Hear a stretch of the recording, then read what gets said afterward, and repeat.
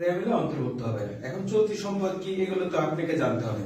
Okay good. সেই সকল এন্ট্রিগুলোর মধ্যে কি যে হাতে নগদ বা নগদ তহবিল বা নগদ উদ্বৃত্ত এক এক, ব্যাংক জমা বা ব্যাংক জমার উদ্বৃত্ত এক এক, প্রাপ্য হিসাব বা প্রাপ্য নোটস এক এক। এখানে প্রাপ্য হিসাবের সমর্থক শব্দ রয়েছে হচ্ছে দেনাদার। তো দেনাদারও থাকতে পারে, আবার বিবিধ দেনাদারও থাকতে পারে, আবার কি থাকতে পারে আমাদের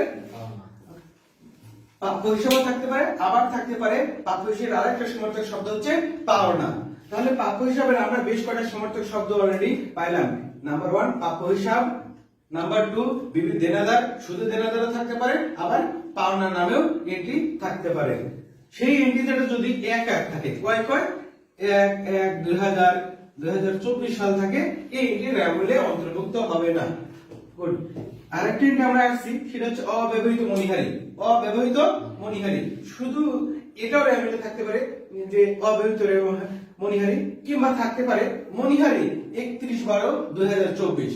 মনিহারি 31/12, এই যে 31/12 আমরা লিখতেছি কি 31/12/2024, এইটার মিনিংসটাই দাঁড়ায় সমাপনী। এটার মিনিংস দাঁড়ায় সমাপনী।